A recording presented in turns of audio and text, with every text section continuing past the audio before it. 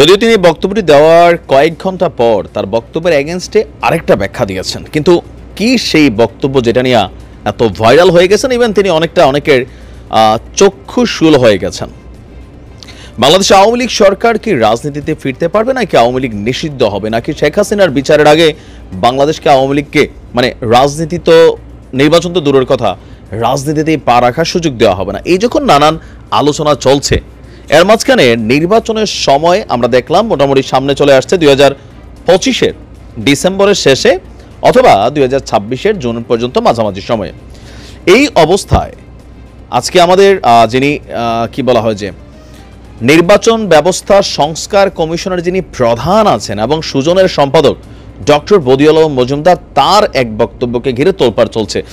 তিনি বলছেন যে আগামী জাতীয় সংসদ নির্বাচনে অংশ নিতে আওয়ামী লীগের জন্য কোনো বাধা থাকবে না বলে মন্তব্য করেছেন।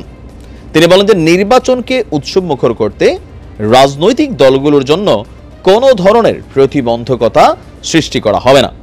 যেহেতু এখন পর্যন্ত বাংলাদেশের আইনে আওয়ামী লীগকে নিষিদ্ধ করা হয় নাই অথবা রাজনৈতিক দল হিসাবে তাদের নিবন্ধন বাতিল করা হয় নাই, তো সেই ক্ষেত্রে বাংলাদেশ আওয়ামী লীগ নির্বাচন করতে পারবে। এখন প্রশ্ন হচ্ছে যারা অভিযুক্ত আসামি অথবা জুলাই আগস্ট ঘটনার মামলার আসামি, আরও বিভিন্ন কারণে আসামি, তাদের হয়তো ব্যক্তি হিসাবে অনেকে নির্বাচনে অংশগ্রহণ করার যে সিস্টেম বা নিয়ম সেখানে হয়তো অনেকে আটকে যাবেন, কিন্তু বাকি যারা আছেন আওয়ামী লীগ বলতে আমরা যাদেরকে বোঝাচ্ছি আওয়ামী লীগ করেন কিন্তু কোনো রকম গুম খুন হত্যা বা বিভিন্ন ধরনের অপকর্মে জড়িত না, তারা কিন্তু চাইলে নির্বাচন করতে পারে, এটাই কিন্তু রাষ্ট্রের সিস্টেম বলে। এখন গতকাল দুপুরে রংপুর জেলা প্রশাসকের কার্যালয়ে নির্বাচন ব্যবস্থার সংস্কার নিয়ে স্থানীয় প্রশাসন, রাজনৈতিক দল, সুশীল সমাজ সহ অংশীজনদের সাথে মুক্ত আলোচনা শেষে তিনি এ সকল কথা বলছেন। তিনি বলছেন যে আপনাদের মতন আমরাও সেটা দেখার অপেক্ষায় আছি, আমি তো কোনো বাধা দেখছি না, আওয়ামী লীগের জন্য তাদের জন্য কোনো বাধা সৃষ্টি করা হয়েছে এমন কিছু দেখিনি। আমরা চাই একটা অন্তর্ভুক্তিমূলক নির্বাচন, যারা সব প্রস্তুতি নিয়ে নির্বাচন করতে চায় তারা নির্বাচন করতে পারবে, কোনো রকম বাধা দেওয়া হবে না। আমি আশা করি সব দল নির্বাচনে অংশগ্রহণ করবে। তো তিনি বলছেন অতীতে দলীয় সরকারের অধীনে নির্বাচন হওয়ায় নির্বাচন কমিশন নিরপেক্ষভাবে কাজ করতে পারেনি, এবারের নির্বাচনে নির্বাচনী কর্মকর্তারা সব ধরনের প্রভাব মুক্ত থাকবেন, যে কারণে অবাধ, সুষ্ঠু, নিরপেক্ষ নির্বাচন সম্ভব হবে। আগামী 31 ডিসেম্বরের মধ্যে প্রধান উপদেষ্টা ডক্টর মোহাম্মদ ইউনূসের কাছে সংস্কার প্রস্তাব পেশ করা হবে বলেও তিনি উল্লেখ করেছেন।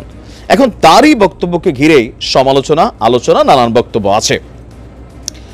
গণতান্ত্রিক প্রক্রিয়ায় গত 16 বছর আওয়ামী লীগ যে বাধাটা প্রদান করছিল টেকনিক্যালি, যে আপনার বিএনপিকে নির্বাচনে দূরে রাখা, আবার কখনো কখনো বিএনপিকে নির্বাচনে টানার যে প্রক্রিয়া ছিল, বাংলাদেশের রাজনীতি আওয়ামী লীগ, বিএনপি, জামাত, জাতীয় পার্টি, এই 4টা দলের মধ্যে আবার 2টা বিভাজন আছে।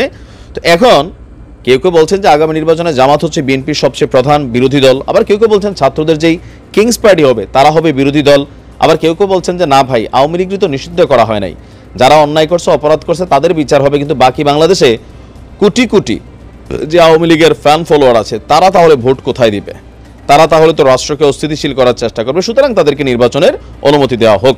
এখন আইন অনুযায়ী আমরা যদি দেখি কে কি বলছে ওইটা বাহিরে, বাংলাদেশের সংবিধান বা সিস্টেম কি বলছে যে সবাই কিন্তু রাজনীতিতে নির্বাচনে অংশগ্রহণ করার সুযোগ আছে।